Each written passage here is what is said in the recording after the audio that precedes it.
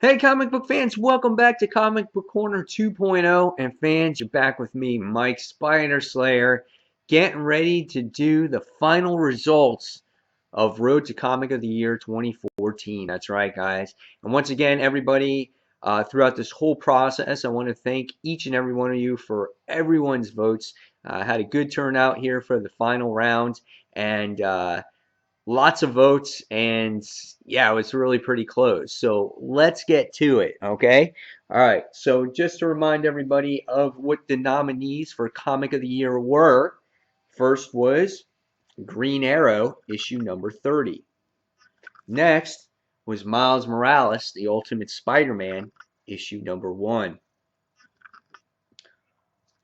Next was Original Sin, Amazing Spider-Man, issue number 4.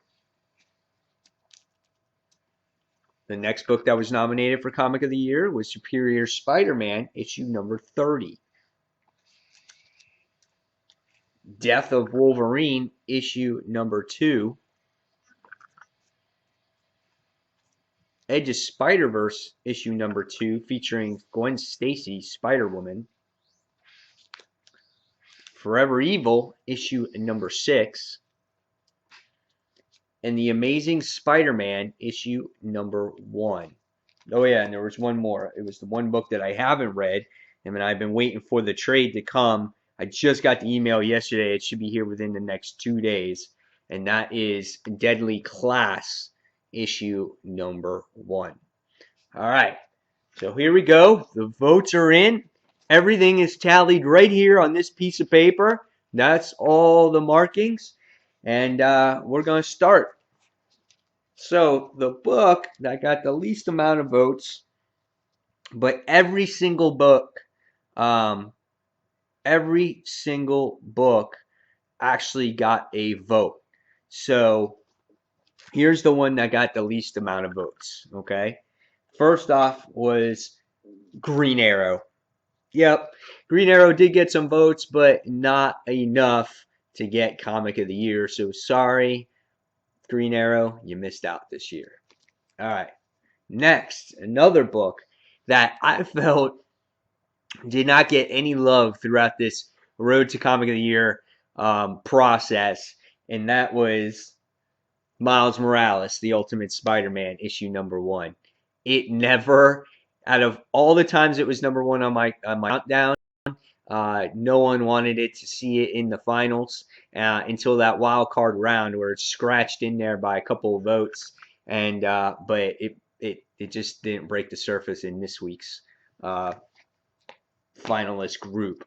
All right, another book that I was kind of surprised that didn't get more votes, but they just lagged behind some of the others, and that was Amazing Spider-Man issue number 4. So sorry, Spidey, didn't win this time. You know, you can't have every Spider-Man book in the finals or win, right? There can only be one winner in the end. All right, next, a book that did get some votes, but once again, not enough to compete to some of the other books, and that was Superior Spider-Man issue number 30. So that one did not come through this time around. All right. Another book that got a lot of votes but just did not keep up, and that was Death of Wolverine issue number 2. I thought maybe more people would vote for this. I really like the issue, so unfortunately, yes, it did not get through. All right. So next, we come across Gwen Stacy, Forever Evil, Amazing Spider-Man, and Deadly Class issue number 1. And this book, and Deadly Class all got the same amount of votes.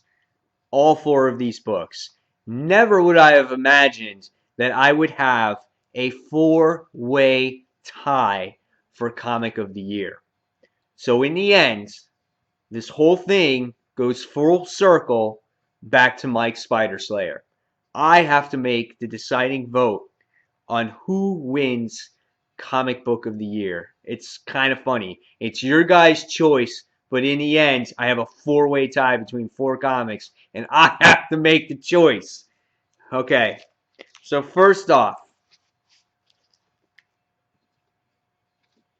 a book that I feel I can't nominate for Comic of the Year because I haven't read it yet, and that is Deadly Class issue number 1.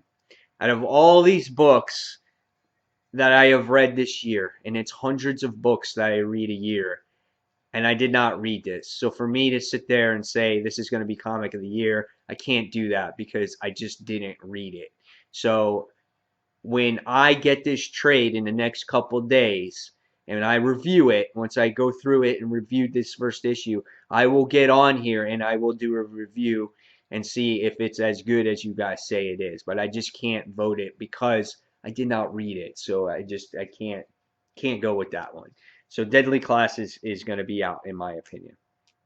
Another book that I feel that is not going to cut it this time around is Amazing Spider-Man issue number 1. For me, this was a good issue, a great reintroduction to Peter Parker, the man we all love as Amazing Spider-Man. I thought it was very well written. Probably one of my favorite books of the year, but not Comic of the Year. So, sorry, Spidey. As much as I love you, man, I can't do it. So now it's going to be between Spider-Verse, Gwen Stacy, and Forever Evil issue number 6. Okay? Both issues are really good in my opinion. Very different type of book. Gwen Stacy was a fan favorite this year. Forever Evil was just this epic event that DC put out, and I thought this was the best issue of the series. Very well written book. And my decision for Comic of the Year 2014 goes to Forever Evil issue number 6. I loved Gwen Stacy. It was a great single issue. Had a great message in here.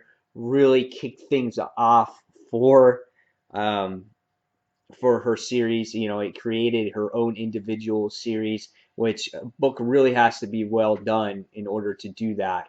Uh, but I felt story wise, when I read this book, I was jaw dropped when I read it. I loved the ending with Lex Luthor.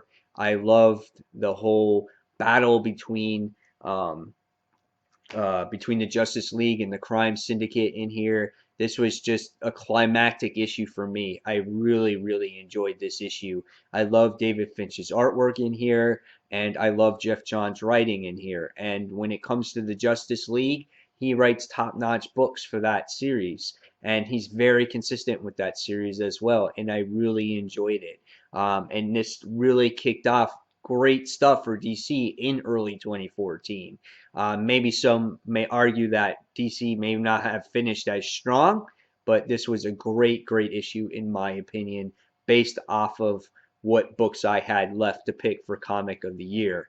And so there you have it, guys. There is the Comic of the Year, in my opinion, Forever Evil issue number 6. Again, guys, I want to appreciate everyone's votes. It meant a lot. I just found it very, very funny that it came full circle in order for me to make that final vote. Out of all these books I've reviewed for the entire year, 50 something weeks worth of books, and we go through this whole process, and I not only have a 2-way tie, a 3-way tie, a 4-way tie. That's like half the books.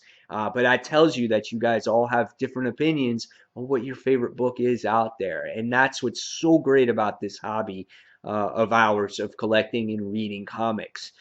Just great stuff out there. And again, I appreciate everyone's support. So thank you. This has been another year of Road to Comic of the Year 2014. Stay tuned for next year's, around October, same time. So guys, thanks for watching Comic Book Corner 2.0, and I'll see you in the next comic book review. Take care, fans. Bye.